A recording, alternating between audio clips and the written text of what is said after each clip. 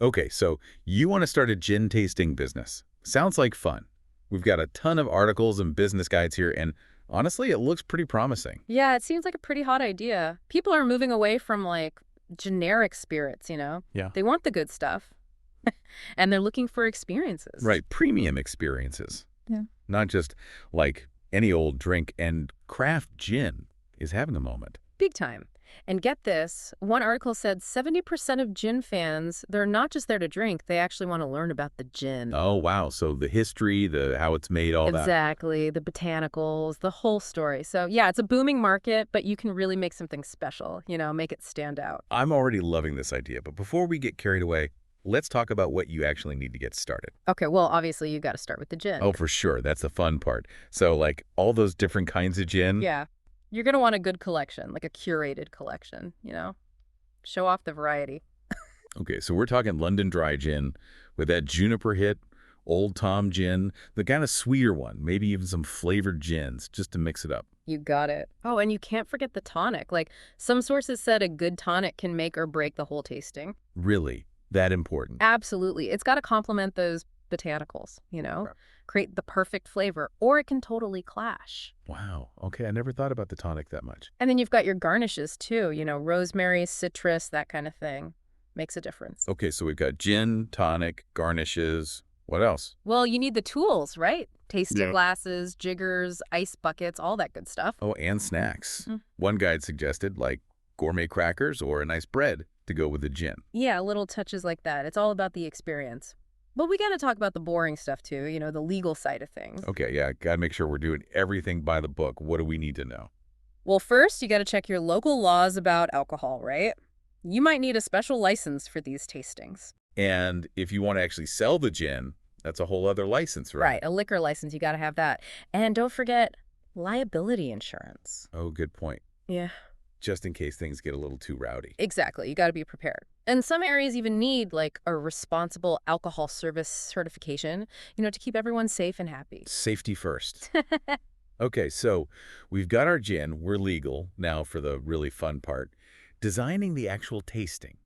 Yeah, this is where you get creative. You can have all sorts of different tastings for different people. Okay, so like a classic tasting where you try different gins and learn about them. Yeah. And then maybe a themed tasting, Right. like a botanical gins tasting, focusing on those floral, citrusy notes. Oh, I love that. Or like a gin around the world tasting, trying gins from different countries. There you go. And for the adventurous types, how about a blind tasting challenge? Ooh, that's fun. Blindfolded, guessing the gins. Ah, That's cool. But maybe a little intimidating for beginners. true. Good point. Maybe make it like an optional thing or have a separate tasting for the more experienced gin drinkers. Makes sense. That way there's something for everyone. And of course, the classic gin and tonic pairings, where you try different tonics and garnishes. Exactly. And for those who want to learn more, you could do cocktail master classes. Oh, like a corporate event. Everyone's learning to make cocktails. That would be so cool. It fits right in with what some of those sources said. Corporate clients love this kind of thing. Okay, so we've got classic tastings, themed events, blind tasting challenges, gin and tonic pairings, cocktail master classes. The list goes on. But before we get too lost in the fun, we got to talk about the money, right? How much can you actually make doing this? That's the million-dollar question. And it depends on a lot of factors, like how many guests, what kind of gin you're using, the whole level of service. But don't worry, we'll get into all those nitty-gritty financial details next time. Okay, can't wait. I'm already hooked on this whole gin tasting business idea. All right, so last time we were talking about all the fun stuff, the gins, the tonics, the garnishes, but now we got to get down to business. Like, how much can you actually charge for these tastings? Yeah, good question. And these guides actually have some pretty good advice on that. It's not just about, picking a price out of thin air. So, like, how do you figure out what to charge?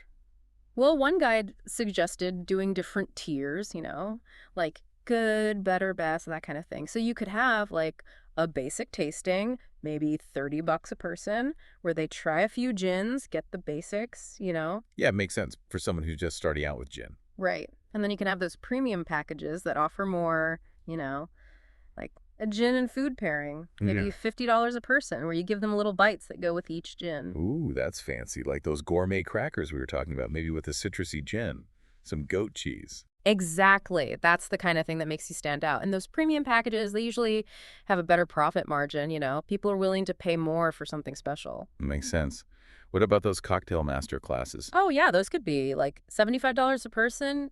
Easy. They're learning a skill, right?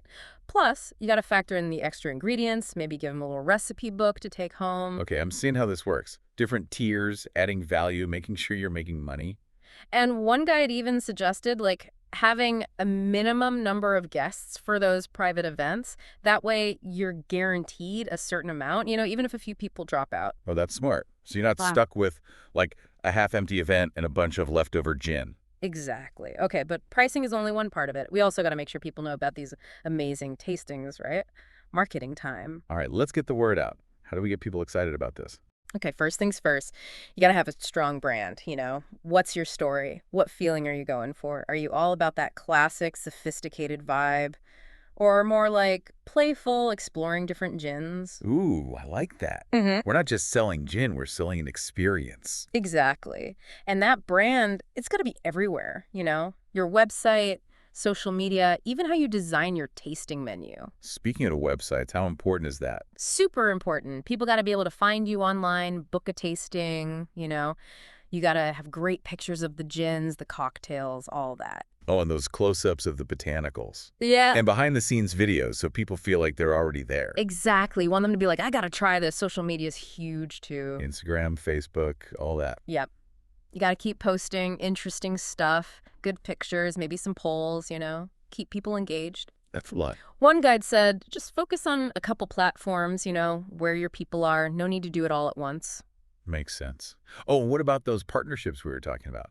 Oh, yeah. Those can be huge, especially when you're starting out. So, like, working with those craft distilleries. Exactly. You feature their gins, they tell their customers about your tastings. Win-win. Awesome. What about restaurants, bars, maybe even hotels? Perfect. You could do like gin-themed dinners, cocktail nights. Oh, and don't forget event planners, corporate clients. They're always looking for something cool and different. Right. We could even make custom tasting packages, tailored to their brand or event. That would be impressive. Exactly. Oh, and food and beverage festivals. Great way to meet people, get your name out there, maybe even get some press coverage. Okay, so we've got the website, the social media, the partnerships, the festivals. Our gin empire is on the rise. What's next? Now we got to think bigger. Those guides had some pretty cool ideas for like going beyond just those in-person tastings. Ooh, tell me more. I'm feeling ambitious. Okay, so what about selling tasting kits online? You know, put together a box with little bottles of gin, tonics, fancy garnishes, maybe a little tasting guide. Wait, like a DIY gin tasting at home? This is genius. People can experience it anywhere. Right. And speaking of reaching more people, what about virtual tastings? Like online gin parties. Exactly. Send them the kits, then guide them through it on video call. Perfect for people who can't make it to your in-person events. Virtual tastings, online kits. We're really thinking outside the box here. What else? Ooh, a gin subscription service. Every month they get a new gin, some cool mixers, maybe some info about the distillery, you know. Like a Gin of the Month club. I'd totally sign up for that. Right, and you could have different tiers, you know, basic, premium, maybe even a super fancy one with limited edition gins or like access to exclusive online events. Okay, this is getting serious. In-person tastings, online kits, virtual events, subscriptions. The possibilities are endless.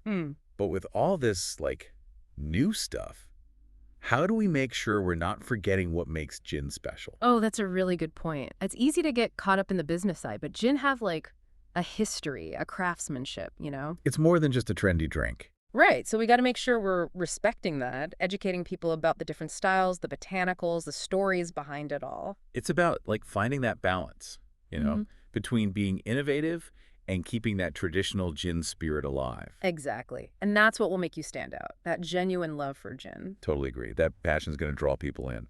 Okay, but now I'm really curious about all these different kinds of gin. Can we dive into that a little more? Oh, absolutely. It's time for a gin crash course. Let's break down those styles and categories so you know exactly what you're working with. All right, I'm ready to become a gin expert. Mm-hmm. Okay, so gin lovers. We've talked business, we've talked marketing, but now let's talk about what really matters.